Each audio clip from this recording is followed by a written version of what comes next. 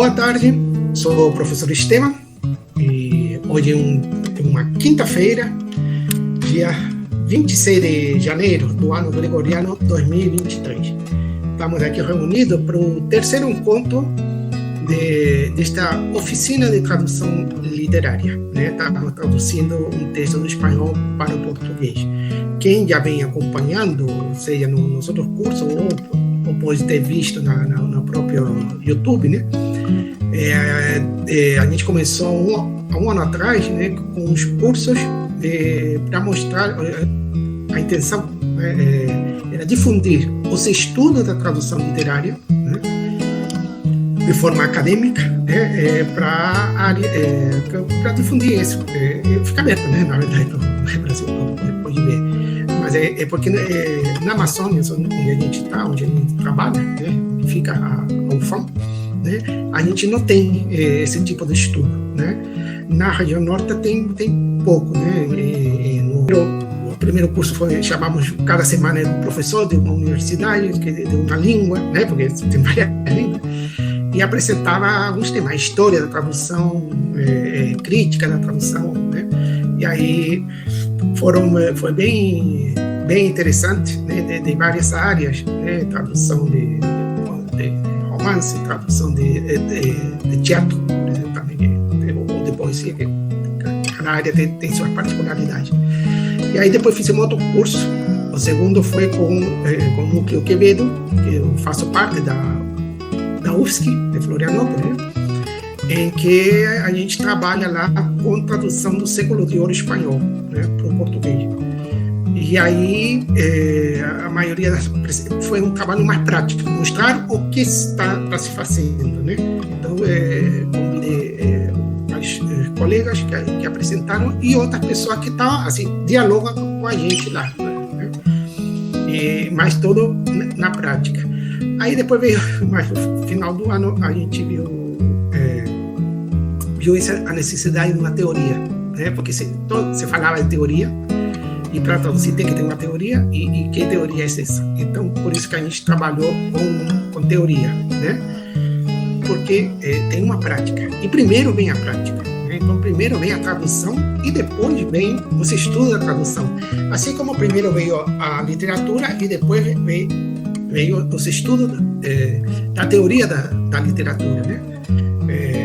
Porque vamos ver na prática como é traduzir, e quais são os problemas que aparecem, né? Então, a primeira aula praticamente não traduzimos nada, né? Foi mais a apresentação. Eu estou tendo a ajuda, de várias pessoas, né? A Claudiane, que ajuda, a Manuela, que também está na organização também da sala, né? E a Silvana, que é minha orientanda PIBIC, de iniciação científica, que está trabalhando a tradução. Então, ela está... a proposta dela para esse ano é traduzir esse conto da Maria Elvira Roca Barreiro, né? Então ela o conto chama Campanas de Breda. Então ela apresentou o conto na primeira semana passada falou mais um pouco sobre uma crítica dessa obra, né? Crítica literária, e hoje vai falar mais um pouquinho, né? Para a gente ver que para poder encarar um texto, né, a gente tem que conhecer o texto, tem que saber de que se trata, tem que saber, claro, se é literatura, sim, mas não é a mesma coisa poesia que crônica, que romance, né? Não é a mesma coisa um romance do século XVI do que os primeiros que não é moderno, né? A partir do Quixote que é considerado moderno, né? Os anteriores, o latino, por exemplo, era diferente, né? Pegar uma comédia de Dante é outra coisa, né? E assim como na atualidade também. Então, a gente tem que saber identificar que literatura estamos trabalhando, e dentro da literatura, né, do texto, qual é o gênero, né, qual é o período, né, o período histórico, e ver também os contextos, né, que sejam relevantes. Alguns são relevantes, outros não, né?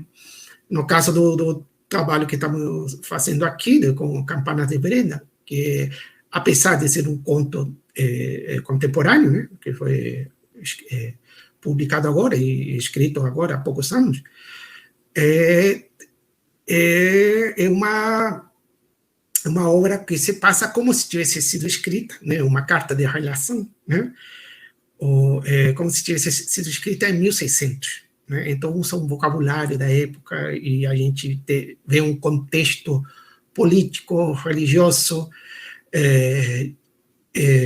geopolítico também, né? Aparece, e a gente tem que conhecer essas coisas. Por isso que tem essas introduções para a gente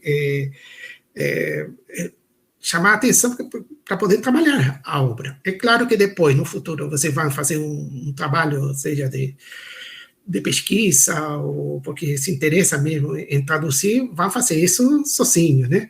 Mas tem que fazer antes de começar a tradução, né? Você não começa já... vamos traduzir, então vamos traduzir. Não, se vamos fazer uma viagem, os preparativos começam antes, né? Tem que ver o que a gente vai levar, se vai levar mochila, se vai levar mala, se vamos levar roupa ou não, qual roupa, qual comida, tem que levar comida ou não, né? Se tem que levar água, ou vai ter água no meio do caminho, se vamos fazer um passeio pelo deserto, tem que levar água, né? A gente não tem água. Então, esses preparativos, né, fazem parte também, né? E depois vem o passeio, né? Aqui também são os preparativos da tradução que fazem parte, e a ideia é que você sinta isso, né, esse preparativo, e depois, claro, se parte para a tradução. Quem trabalha com tradução gosta mesmo da tradução, mas esse trabalho prévio, né, é necessário, né? É necessário e a gente tem que fazer, né? Então, como eu falava, na primeira aula a gente fez pouco, né, de traduzir, são acho que 2 linhas, né? Mas já entramos lá na tradução. Na segunda aula, semana passada, eu trouxe mais material, mostrei, porque a ideia é isso, vai aparecendo, né? Então a gente teve dificuldade, aparece, por exemplo, nomes próprios, né? Topônimos, nomes próprios geopolíticos. Né? Então, tem que... Como são esses nomes em português? Né? E também os pronomes de tratamento. Né? E o texto, por isso que é o texto que eu estou dando com coluna, né, para a gente traduzir. Na página 4 vem essas anotações que estou dando, né? E na página 5 vem uma apresentação da própria autora, está em espanhol, né, sobre esse conto, né, e falar do contexto. Então, nessa página 4, eu tenho anotado esses detalhes, né, e, por exemplo, o pronome de tratamento, né, e agora, botei lá também os topônimos, né, que são os nomes próprios de geopolíticos, ou seja, de lugares geográficos, mas de separação política. Por exemplo, uma cidade, né? Ou um país, né? Ou uma comunidade autônoma, né? Como chama na Espanha atualmente, né? CCA, não é o curso de língua, não, como eles colocam para se referir à comunidade autônoma, né? Tem várias comunidades autônomas aí. Então, eu coloquei aí umas cidades que aparecem, né? Da Espanha, né, porque o personagem de quem se fala, né, teria morado em Castilha, né? Então esse Castilha, como é que a gente chama Castilha? E esse foi fácil, né? Mas o que significa Castilha hoje é diferente do que é a Castilha de 1600, né? Por quê? Porque são denominações geopolíticas, ou seja, são geográficas, mas divisões políticas, né? É o mapa da Europa, por exemplo, que vive mudando, né?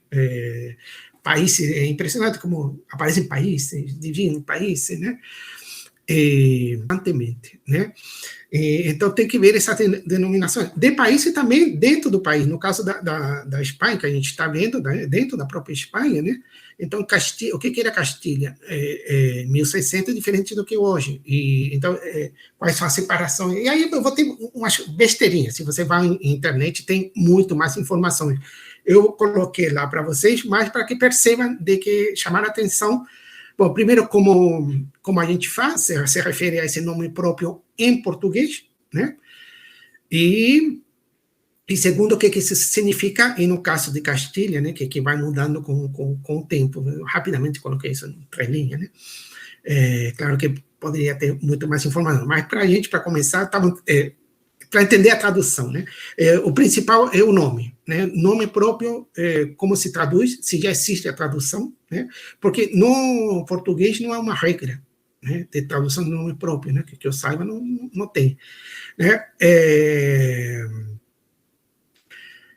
Aí depende de cada língua, mas já nomes próprios que já existem, né?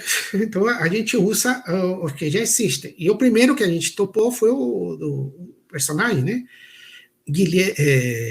Felipe Guilherme, né? Só que não é Felipe Guilherme. Historicamente, no Brasil, se traduz por Felipe. Por quê? Porque é um personagem ficcional, sim, mas um personagem ficcional que faz referência a um personagem histórico. Então, Felipe Guilherme, né, existiu, né, existiu historicamente, né, e é tratado, né, e como a gente trata esse personagem histórico aqui no Brasil, né? Então não é Felipe, é Felipe e é Guilherme, né? Que em espanhol é Guillermo, mas também tem na língua dele lá também outro nome, né? A gente viu isso rapidamente. Bom, então vamos vendo esses detalhes, que são as coisas que chamam a atenção, como fazer na hora de traduzir, né? Temos que ter critérios, né? E critérios que tem que ser da tradução, não é o critério, porque eu gosto mais da letra tal, então sempre que traduzo, se tem essa letra, é minha escolha. Isso aí, se for um poeta que gosta de Juan Ramón Jiménez, que gostava da Jota, né? Aí transformar a G em Jota, é poeta, né? Mas a gente não tem uma liberdade, mas não tem tanta liberdade assim, não. Temos que pensar que quando a gente traduz para um público, né? Diferente do autor, por exemplo, a autora Maria Elvira Roca Barea, quando escreveu esses contos, ela escreveu porque ela sentiu necessidade de escrever e queria escrever ficção a partir da história que eles conhecem e estudam. E tem coisa que não pode colocar na história porque não tem, por mais que você tenha quase certeza, assim, mas quase certeza não serve. Na história você tem que ter um documento, né, que confirme o que você está falando. Não pode chegar e falar que nem falar, né, que a Nessa Cone era louca e claro, e era infiel ao marido, e isso tudo é propaganda, né? Propaganda. Aliás, de propaganda fala esse conto aqui, né? Propaganda negativa, né? Para acabar com a imagem da pessoa. Isso existe. Não é de agora, né? A história que hoje está de moda fake news. A gente tem que ter os parâmetros, não são nossos parâmetros, esse parâmetro da tradução, né? E por isso que existe a crítica da tradução, mas antes existe a teoria da tradução também, né? E que é o que interessa para a gente aqui. Mas a gente está descobrindo, na experiência, mesmo que a gente está andando devagar, a gente está descobrindo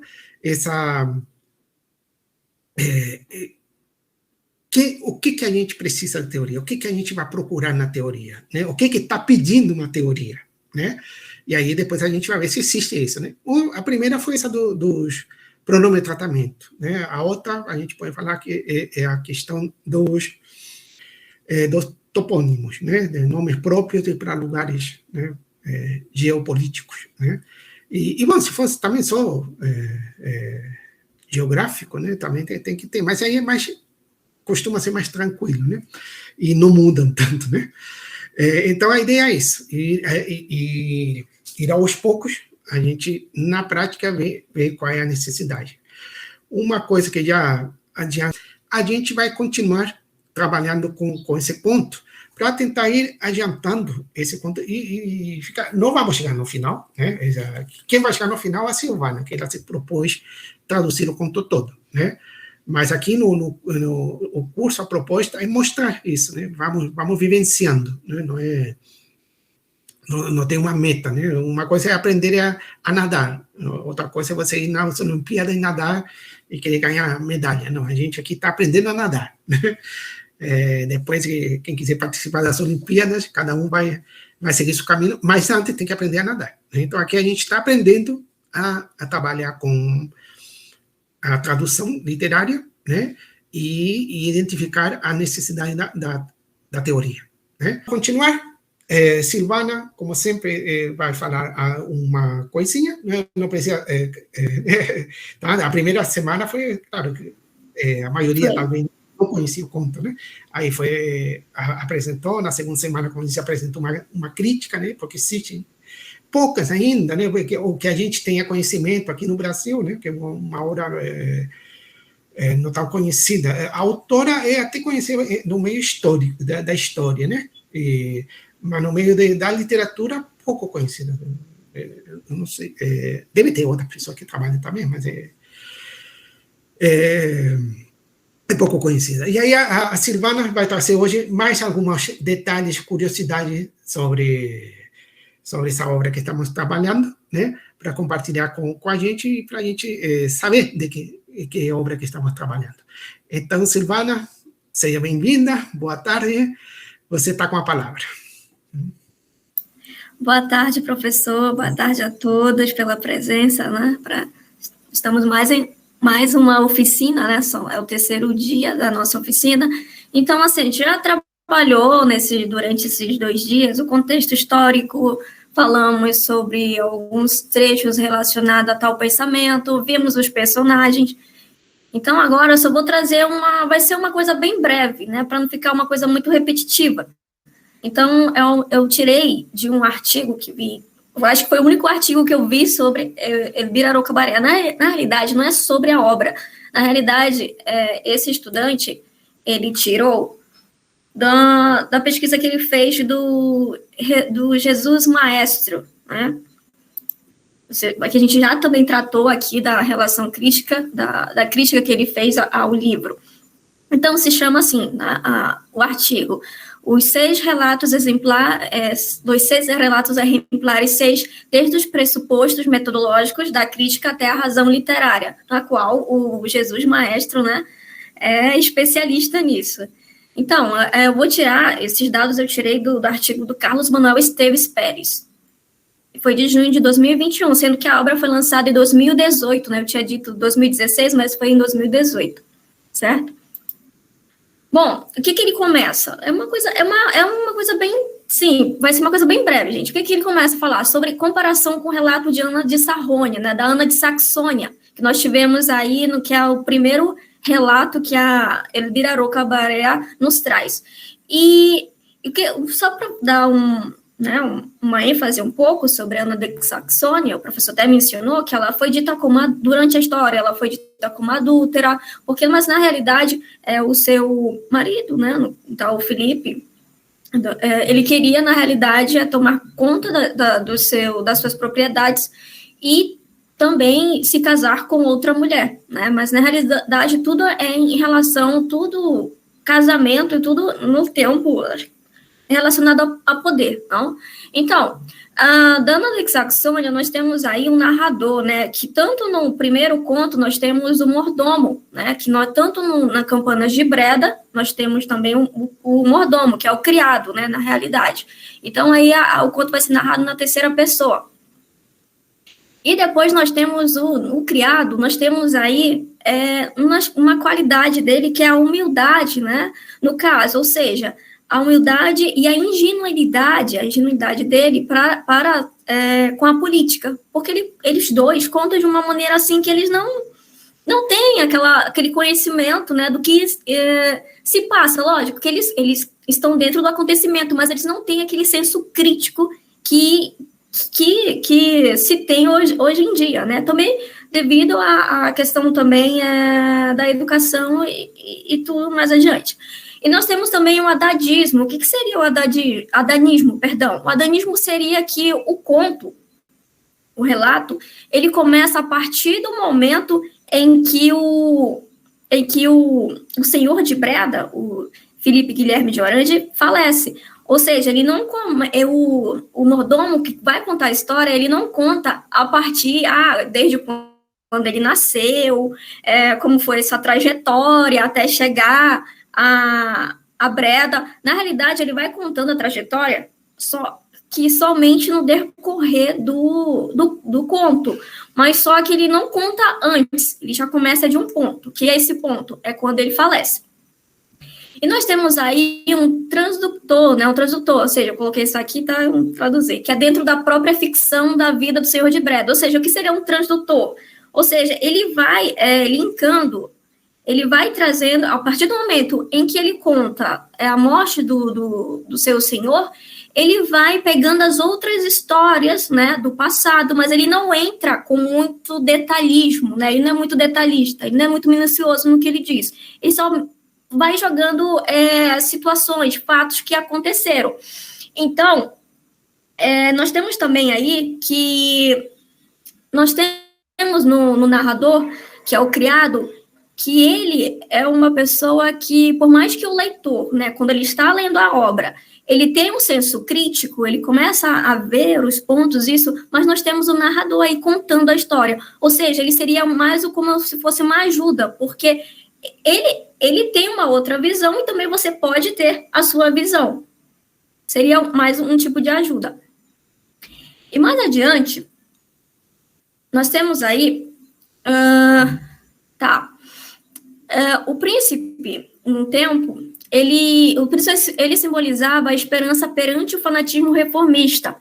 Ou seja, esse fanatismo reformista seria, no caso, o protestantismo no norte da Europa, onde lá era uma espécie de febre, né? E tanto que mais embaixo, na Espanha, nós tínhamos o catolicismo. Então, ele conseguia manter a harmonia, ou seja, ele era católico, mas ele não queria colocar com uma coisa dita, uma coisa mais professa, de dizer, aqui ninguém vai professar a sua fé. Não, ele deixou que cada um, né, servisse a sua religião da forma que queria. E sequestrado e levado à Espanha. O que seria isso? Esse é um fato importante porque, a partir do momento que ele foi sequestrado, quando criança, ele tinha uns 13 anos, ele foi levado para a Espanha. Lá ele foi educado, né, ele conheceu livros, conheceu vários livros literários, teve uma educação muito boa. Ele poderia ter raiva do catolicismo, né? Tanto que ele foi quando ele saiu da Espanha, foi levado para Breda. Ele poderia criar esse rechaço, essa coisa contra o catolicismo, mas ao invés disso, ele não criou. E o que ele fez? Ele se manteve católico e mesmo assim difundiu e compartilhou a sua fé. Mas uma coisa interessante é que ele não deixou descendente, né? Então, aí, esse é um fato importante porque ele poderia ter esse rechaço, esse dizer não ao catolicismo devido ao sequestro, tanto que o afastou do pai e da mãe na época. Deixa eu ver aqui rapidão. Uma coisa interessante que não está aqui, que eu não coloquei aqui, rapidão, é que em relação à literatura, né, nós temos aí algo importante, porque nós estamos falando aqui de um relato ficcional histórico. Ou seja, quando eu digo a mistura de realidade e ficção, a realidade, nós vamos colocar a realidade como o quê? Porque os personagens, eles existiram, realmente existiram, mas não o narrador, que é o mordomo, que foi colocado. Mas o principal dele, que foi o Felipe Guilherme de Orange de Nassau, ele existiu, assim como também vai falar da mãe dele, da irmã, vai falar também de alguns fatos, né, em relação ao luteranismo. Realmente existiram, mas só o fato ficcional vai entrar aí quê? Quem é o fato ficcional? Vai ser o narrador, que é o personagem que não existe, né? Então, então a literatura, nesse caso, ela seria a histórica ficcional, né? Porque ficcional, ela é histórica por fato, por ter um personagem histórico, e ficcional pelo fato de essa história do mordomo entrar não existir. Ele que vem com um personagem que intervém, que faz com que tudo isso se torne ficcional. Bem? E, bom, E a Espanha Imperial não era aquele lugar tão repressivo e árido como o norte da Europa. A visão que se dá aqui, naquele tempo, que a Espanha... porque, assim, na realidade, o Felipe Guilherme de Orange, ele estava representando o Império Espanhol quando ele estava em Breda, né? Breda não tem para os países, que é os Países Baixos, né, que a gente viu aí. Então, assim, ele estava representando. Então, a ideia que se tem que ele tentou fazer com que o catolicismo e o protestantismo não sejam algo assim tão... para que ambos não tenham uma visão tão áspera, né? Porque quando a gente pensa no período medieval, bem antes disso tudo, a gente tem o catolicismo como a Idade das Trevas, né? Que tanto hoje, os historiadores, eles falam que isso não se pode mais dizer que a Idade Média era a Idade das Trevas, mas geralmente quando a gente pensa deixa eu pensar aqui, antes da Revolução Francesa, antes da Revolução Francesa, eles tomaram esse termo, né, que o tempo medieval era o tempo das trevas. Não se pode mais dizer isso, porque nós tivemos aí tantos avanços, né, que o catolicismo também trouxe os avanços para toda a civilização, por mais toda a história, ela sempre vai ter um lado bom e um lado ruim, né, seja ela de qual lado for. Então, é isso, professor, foi uma coisa bem breve, né, para não ficar muito repetitivo. Então, assim, se vocês tiverem alguma dúvida a mais, é só ver os outros vídeos que já tem coisas mais detalhadas. E outra coisa, né, sobre o narrador, que é muito interessante, que eu disse para vocês que era o iniciante, porque ele sabia de todas as histórias, né, de toda a história. E outra coisa que ele é um nome muito difícil, que é homodiagético. Ou seja, ele está dentro da história, ele está contando a história, mas ele não é o personagem principal, né? Então, aí, assim, vale ressaltar esses pontos aí. Então, assim, para mim, assim, o narrador, ele que vai trazer a ficção, né? Toda a história aí para o relato, né? De Campanas de Breda. É isso. Cadê? Obrigado, Silvana. Nada, professor. Aí para a gente conhecer um pouco mais, né, sobre a obra, até para ver se eu lembro, tem um professor que falou, mas por que você está trabalhando essa obra? Porque ele tem uma ideia contrária e ele não trabalharia a obra porque ele tem outras ideias, né? Mas a gente está fazendo uma pesquisa que não é... A gente não está afirmando nada, a gente está estudando a obra e está traduzindo a obra. Isso não quer dizer que a gente concorde com as ideias que são expostas, né? Isso não é com a gente, né? A gente trabalha em outra instância, tá bom?